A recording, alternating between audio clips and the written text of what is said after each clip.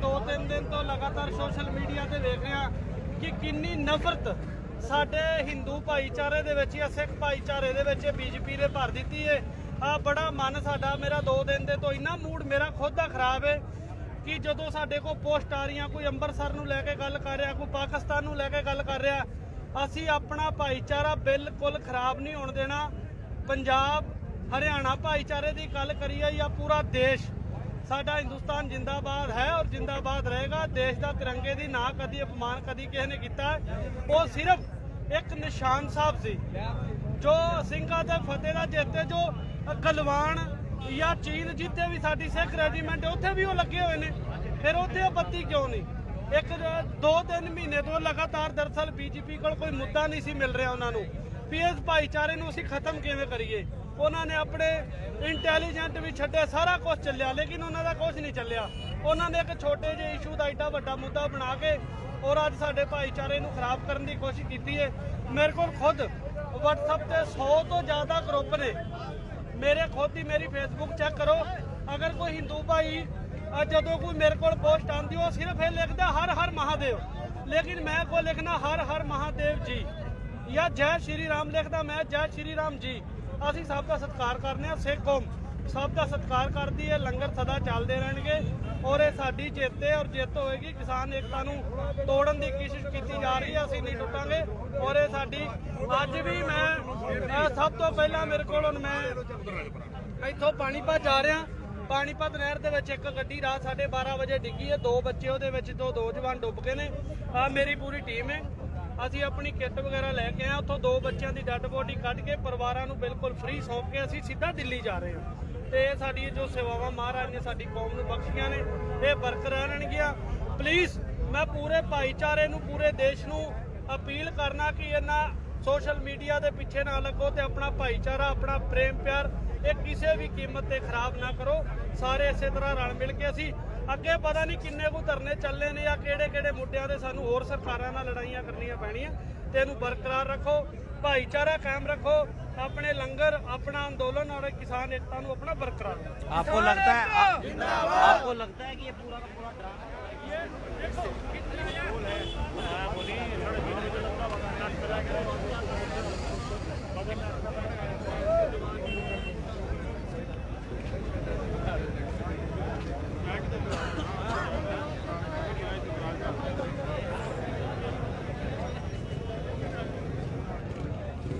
ये सीधी तस्वीर आप पानीपत टोल प्लाजा से देख रहे हैं, जहां एक बार फिर से किसान एकजुट हो गए हैं और एक बार फिर से उन्होंने पानीपत का जो टोल है वो दोबारा फ्री करवा दिया गया है।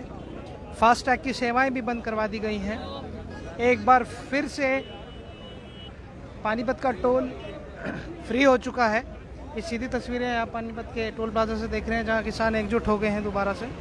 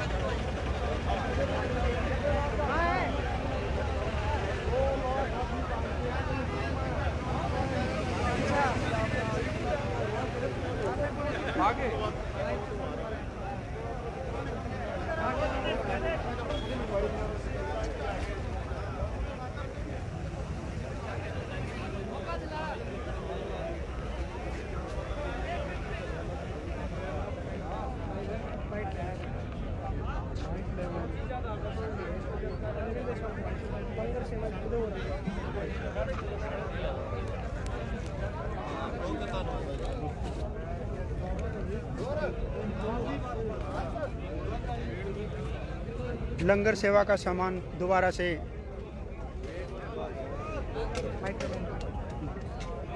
लंगर कल ख़त्म कर दिया गया था, फिर दोबारा से ये स्टार्ट किया गया। क्या घंटा? हाँ जी, ये गुरु नानक जी का लंगर है, ये ऐसे ही चलता रहेगा। बंद कर दिया था, कोई बात नहीं, तो अब ये दोबारा से आज फिर शुरू कर दिया गया है। अब ये ऐसे ही चलता रहेगा।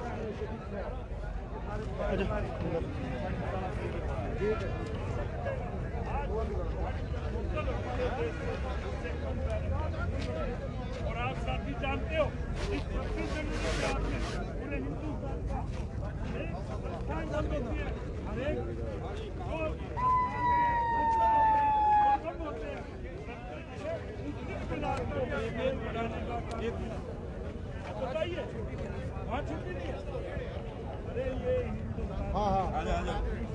बार हटाइए, हटा दें।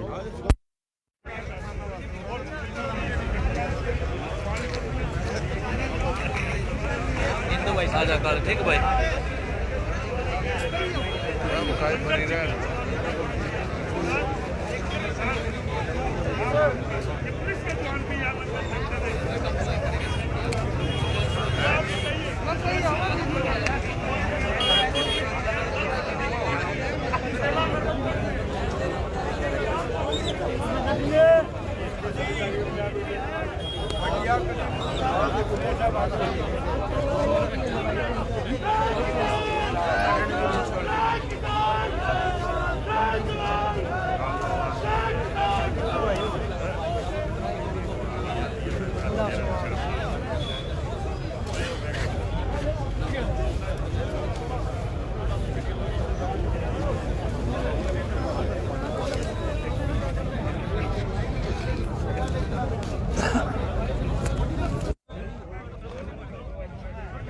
लंगर सेवा कल बंद कर दी गई थी सरकार के द्वारा, फिर से दोबारा स्टार्ट हुई है। किसान एकजुट हुए हैं दोबारा से। बिल्कुल किसान एकजुट हुए हैं। सरकार ने जो कल हमारा गुरु का लंगर चल रहा था वो बंद करने का काम किया है, जो एक ही बहुत ही घिनौनी हरकत है।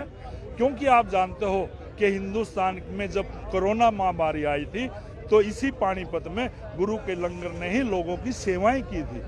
और ये सेवा हमेशा 500 साढ़े 500 सालों से गुरु का लंगर चलता है। यहाँ इस लंगर में आम आदमी भी आता था, किसान भी आते थे, मजदूर भी आते थे, चारों तरफ से साथी इकट्ठे होते थे।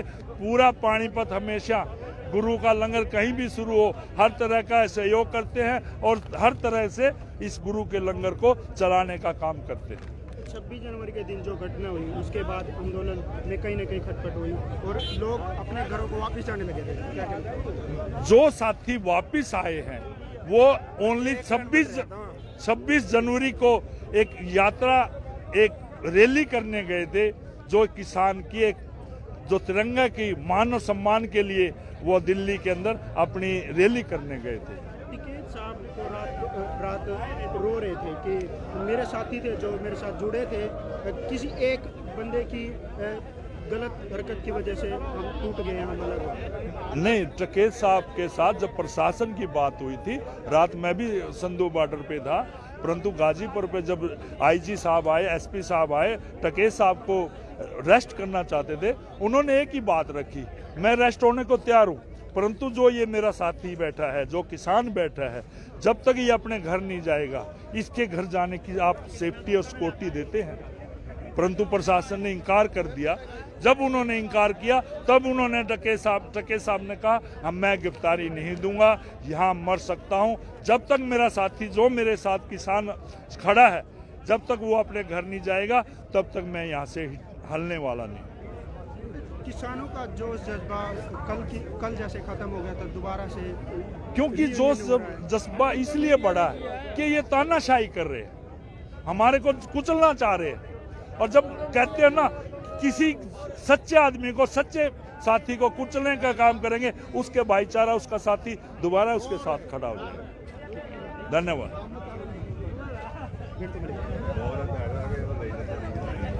मलिक साहब, कल लंगर और धरने सरकार द्वारा खत्म कर दिए गए, किसानों का जोश जज्बा दोबारा से जगा है, दोबारा से इकट्ठे हो रहे, क्या कहना चाहिए? सबसे बड़ी शर्म की बात है लंगर बंद करवाना।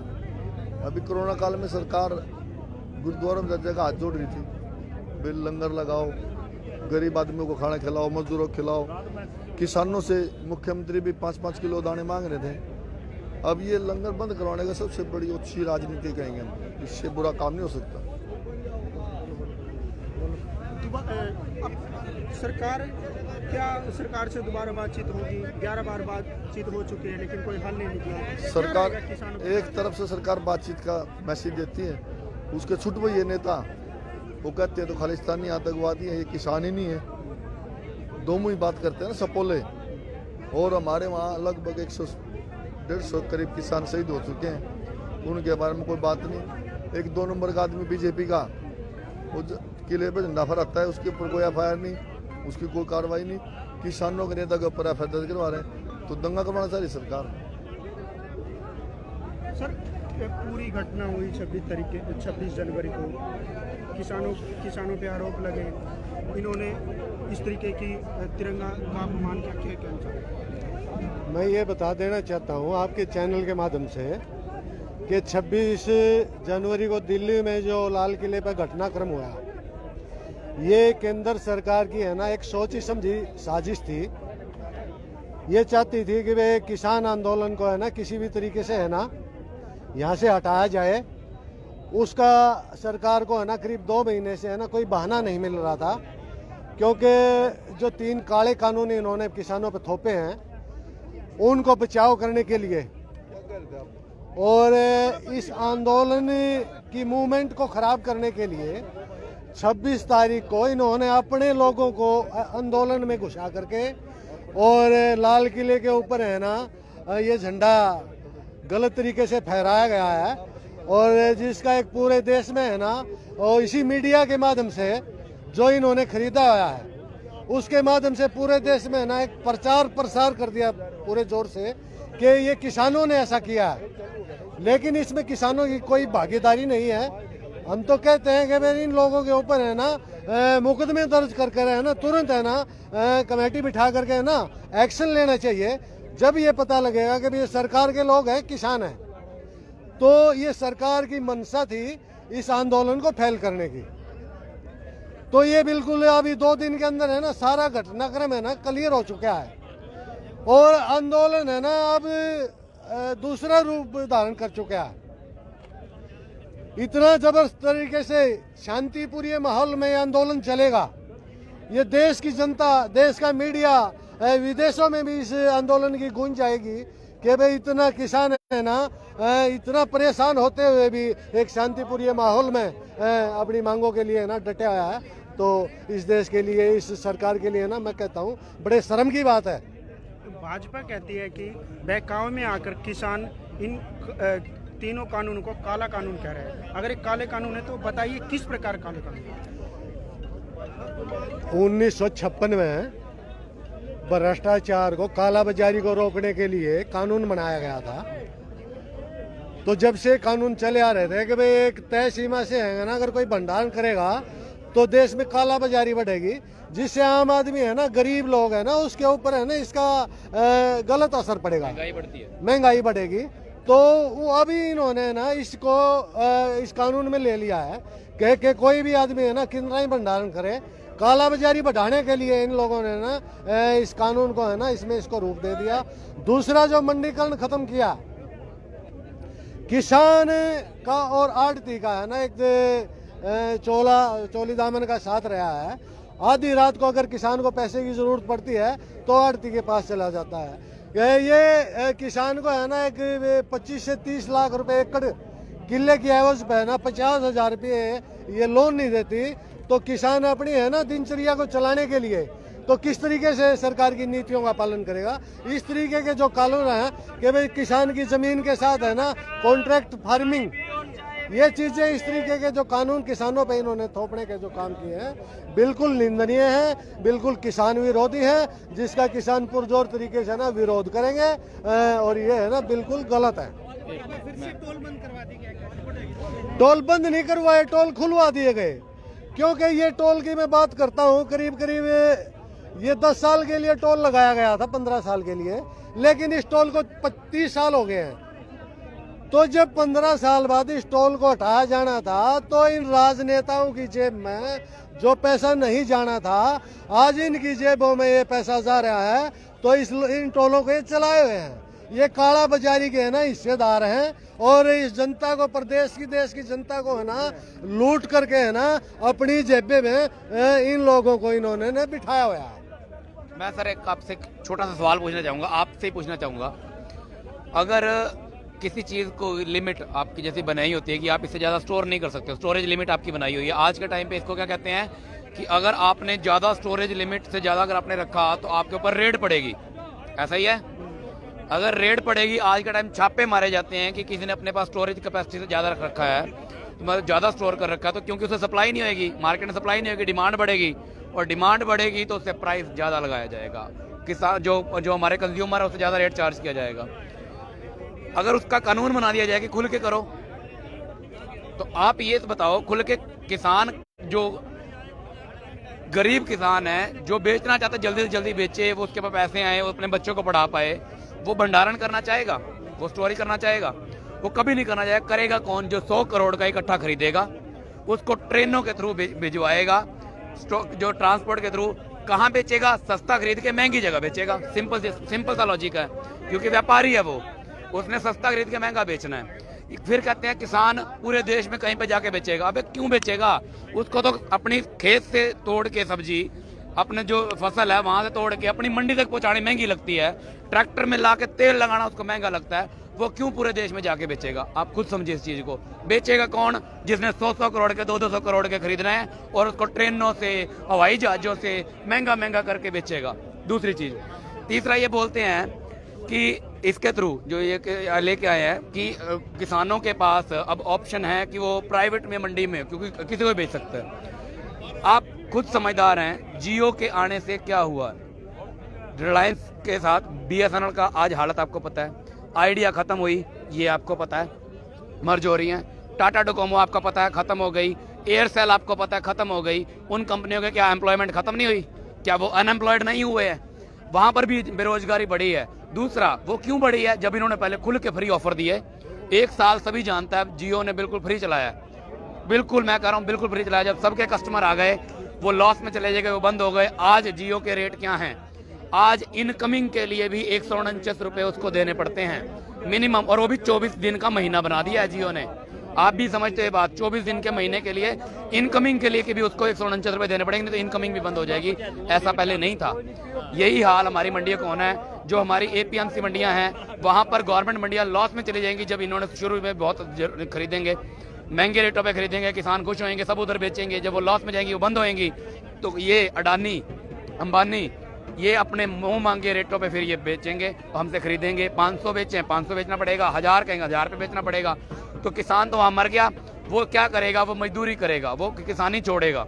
वो कहेगा मेरी जमीन ठेके पे ले लो, मैं नहीं कर सकता अब इस इतने कम रेट पे, मेरे खरीदता ही नहीं है कोई माल, प्राइवेट वाले खरीदते नहीं है। इसीलिए वो क्या करेगा? वो किसानी छोड़ेगा, वो दिहाड़ियां करेगा, जैसे बिहार के साथ हुआ। बिहार वर्ल्ड में 2000 हमारे पास भैया काम करते हैं, बिहार के हमारे भाई काम करते हैं, भैया छोटे हैं जो, वो आते हैं, हम उनसे पूछते हैं भैया क्या काम है आपका? कहता हमारे 15 बीघा है। ऐसे बोलते हैं हमारे 15 बीघा है।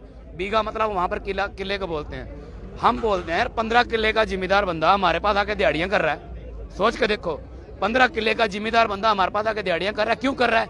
हम भी दिहाड़ियां करेंगे। इसका मतलब जो बिहार में 2007 में हुआ वो आज ये 2020 में हमारे साथ यहाँ पे कर रहे हैं। हम भी दिहाड़ियां करेंगे वहां पर जाके। वो तो यहाँ पर आके दिहाड़ियां करेंगे, हम कहाँ जाएं दिहाड़ियां करने के लिए? कोई हमको ये बताए? हमें भूखा मारेगा, हमें मरवाएंगे ये लोग। अच्छा, समझिए इस चीज को। और इसके बाद जब ये हमसे नहीं खरीदेंगे तो ये कहते हैं आप हमें कॉन्ट्रैक्ट फार्मिंग कर लीजिए, आप हमें ठेके पे दे दीजिएगा। प्राइवेट कंपनियों को देते हैं मिनिमम लीज पीरियड 20 साल। 20 साल तक किसान अपनी जमीन का मालिक नहीं है। अच्छा, अगर उसको ठेका नहीं देते, क्योंकि 2 साल के बाद वहां पर जाके क्या हुआ, महाराष्ट्र में क्या हुआ, 2 साल के बाद हाथ खड़े कर देते हैं कंपनियां, जी हमारे पास, हम दिवालिया हो गए हैं, हमारे पास पैसा नहीं बचा किसी को ठेका देने के लिए। शुरू में तो दिए 50,000, लेकिन बाद में दिवालिया हो गए, ठेका नहीं दिया जा रहा। वो वही ठेका जो 50 वाला था वो 7,000 10,000 पे ठेका दे रहे हैं साल का। क्या मिल गया किसान को? फिर कहते हैं फिर कहते हैं आप केस कर लीजिए। अरे केस का तो प्रावधान ही नहीं है। SDM के पास जा रहे हैं और आप भी जानते हैं SDM 10,000 में बिक रहे हैं। SDM को खरीदना कोई बड़ी बात नहीं है। 10,000 में SDM बिकने को बैठे हुए हैं यहाँ पर। वो हमारे पास तो ये भी नहीं कि हम सिविल कोर्ट में जाके, पानीपत कोर्ट में, जैसे हमारे जिला कोर्ट है, हाई कोर्ट है, वहां पर जाके केस कर सके। तो अबे जाए कहाँ? किसान को मारना है। अभी कहते हैं ये किसान विरोधी काले कानून नहीं है, तो क्यों नहीं है? अरे हम किसान के बेटे पढ़े लिखे हैं आज के टाइम पे। कोई CA है, कोई लॉयर है, बार काउंसिल के मेंबर हैं। वो जो लॉयर जो हर टाइम वकालत करते हैं उनको कानून पढ़ना नहीं आता। वो बार काउंसिल के मेंबर हमारे साथ जुड़े हुए, उनको कानून नहीं आता, इनको ज्यादा आता है। वो जो खुद लोगों को समझाते हैं, हम चार्टर्ड अकाउंटेंट होकर हम खुद लोगों को लॉ समझाते हैं कि हमें कानून पढ़ना नहीं आता। आज किसान का बेटा पढ़ चुका है, सोशल मीडिया, फेसबुक, हर एक चीज की जानकारी रखता है, सबको बताता भी है और खुद जानता भी है। आज पागल बनाना इतना आसान नहीं है। मोदी वो टाइम गया जब बच्चों को, किसानों को पागल बना के रैलियों में, ट्रैक्टरों में, आप खुद जानते हैं जब बीजेपी वालों की या किसी भी ये जो पार्टियां हैं जो इनकी रैलियां होती हैं तो किसानों को कैसे करते हैं, बसों में भर भर के लेके जाते हैं, ट्रालियों में भर भर के लेके जाते हैं। यहाँ पर आप बताइए कोई भी अपनी मर्जी के खिलाफ आया हो, सभी अपनी मर्जी से ट्रालियां लेके आ रहे हैं। ये क्या है? ये दिल से आवाज निकली है कि हम मरेंगे, हमारी आने वाली जनरेशन मरेगी, हमारी पुश्तें मरेंगी, हम अपने लिए नहीं, हम अपने वाली जनरेशन। अरे यार, हम कह रहे हैं चलो हम भी पढ़ लिख के जवान हो गए हैं, कोई सीए बन गया पढ़ लिख के, लेकिन हमारी जड़ें कहाँ से हैं? आज जो बने हैं कहाँ से बने हैं? आज कुछ भी कर रहे हैं, बिजनेस कर रहे हैं, कहाँ से कर रहे हैं? हम किसानी से कर रहे हैं। मेरे पिताश्री सारी उम्र उन्होंने किसानों में अपनी कश्ती लेके रात को 12-12 बजे नक्के लगाते थे। आज उनकी मेहनत से आज हम यहाँ तक पहुंचे हैं। आज हम उनका साथ कैसे छोड़ दें? नहीं छोड़ सकते। जय हिंद। हम नहीं हैं। एक चीज लास्ट में, ये जो 26 जनवरी का जो हुआ लाल किले पे, हम बोलते हैं पकड़ो उनको, उन सालों को पकड़ो। कौन है वो? उनको पकड़ो, उनको सजा दो, फांसी दो। हम भी कहते हैं क्योंकि हम भी देशभक्त हैं। हम कहते हैं नहीं पकड़ेंगे क्योंकि वो मोदी के खुद के बंदे हैं, नहीं पकड़ेंगे उनको, नहीं पकड़ेंगे क्योंकि वो उनके खुद के बंदे हैं। हम कहते हैं उनको पकड़ो क्योंकि वो हमने किया ही नहीं, किया इनके सरकारी गुंडों ने, इन गुंडों ने किया और वही गुंडों ने आज आके दिखा रहे हैं। आज हम बैठ गए थे, 2 दिन हो गए हैं, आपने देखा होगा किसान आंदोलन थोड़ा थम गया था। क्यों थमा? हम रोए हैं 2 दिन घर बैठ के, आंसू आए हमारे आंखों में कि जो बच्चा स्कूल में बचपन से लेके अब तक राष्ट्रगान गाता आया स्टेज पे चढ़ के मेरे जैसा, वो आज उसके माथे पे कलंक लगाया गया कि ये देशद्रोही है, इसने तिरंगे का अपमान किया। अरे हमारी जान में, हमारी शान तिरंगा, हमारी जान तिरंगा, हम क्यों अपमान करेंगे तिरंगे का? तिरंगे का अपमान किया इन राष्ट्र नेताओं ने, बीजेपी, अरे आरएसएस वालों ने 52 सालों तक अपने यहाँ पर तिरंगे को सम्मान नहीं दिया, उन्होंने तिरंगे को बनाया नहीं। तो आरएसएस वालों से पूछो अपमान क्या होता है, जाके पूछो। मोदी ने गले में से अपना नाक पहुंच रहा है तिरंगे से, उससे पूछो तिरंगे की शान क्या होती है, जाके पूछो अपमान क्या होता है। हमने अपमान किया किसानों के नाम पे, तुम आज ये जो राजनीति खेल रहे हो, नहीं खेलने देंगे। आज हम जाके, हमने आज रात को जो टिकैत साहब के आंसू हैं वो सही, उन्होंने सही टाइम पे आए हैं वो आंसू, क्योंकि उन्होंने जगा दिया। रोए हैं हम, सारे रोए हैं, क्योंकि अगर अभी ना जागे ना, अगर अभी ना जागे, भगवान कसम कभी जाग भी नहीं सकते हम लोग, इसके बाद तो मरेंगे। गोली मार दो जी, गोली मार दो, हम तो मरने को तैयार हैं, लेकिन अगर अभी ना जागे ना तो मर जाएंगे जी।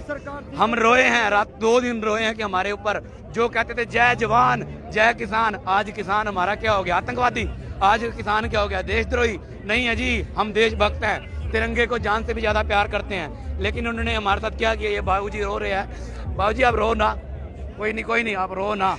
आज रोने की जरूरत नहीं, आज इकट्ठे होने की जरूरत है। मेरा भाई रो रहा है, देख ले। नहीं जी, आज रोना नहीं, आज हम देशभक्त हैं। हमने सोचा है, हमने देखा ये चीज, अगर हम रो के घर बैठ जाएंगे तो नहीं काम बनेगा। हमारे ऊपर एक कलंक लग गया। अगर आज हम किसान आंदोलन बंद भी हो जाता ना तो किसान एक कलंक के साथ घर जाता। वो कलंक क्या था? देशद्रोही का ठप्पा जो इन राजनीतिक पार्टियों ने हमारे मुंह पे लगा दिया। नहीं है किसान देशभक्त, जिसने अपना मेहनत से खून से पसीना है। हम ये कलंक धोएंगे, हम उठेंगे, चलेंगे, दौड़ेंगे, हमें रोक के दिखाए किसी में दम है। क्यों? आप सुन रहे थे किसान के दिल के दर्द की आवाज। कैसे इन्होंने कहा कि जो आंदोलन बंद हुआ था 2 दिन के लिए, वो मौजूदा सरकार भाजपा की एक साजिश थी, और किले पर जो भी हुआ वो एक साजिश के तहत हुआ, और ये किसान आंदोलन फिर से उठेगा और उठ चुका है। और ये तस्वीरें आप इंडिया की दहाड़ के माध्यम से पानीपत टोल प्लाजा की देख रहे हैं। सुबह तक यहाँ कुछ नहीं था, लेकिन देखते ही देखते सैकड़ों किसान फिर से दिखाई देने लगे हैं। और जहाँ तक कैमरा जा रहा है आप देखोगे काफ़ी संख्या में किसान आ चुके हैं और लंगर फिर से स्टार्ट हो चुका है। आप देखिए, इस लंगर, इस धरने को ख़त्म कर दिया गया था कल पानीपत पुलिस के द्वारा, और यहाँ पर कुछ नहीं था। अब फिर से रियूनियन हुई है, फिर से किसान इकट्ठा हुए हैं, लंगर दोबारा से शुरू कर दिया गया है, किसान फिर से आ चुके हैं। ये तस्वीरें आप देख रहे हैं पानीपत टोल प्लाजा की। इस वीडियो को ज़्यादा से ज़्यादा शेयर करें, लाइक करें, सब्सक्राइब करें। धन्यवाद।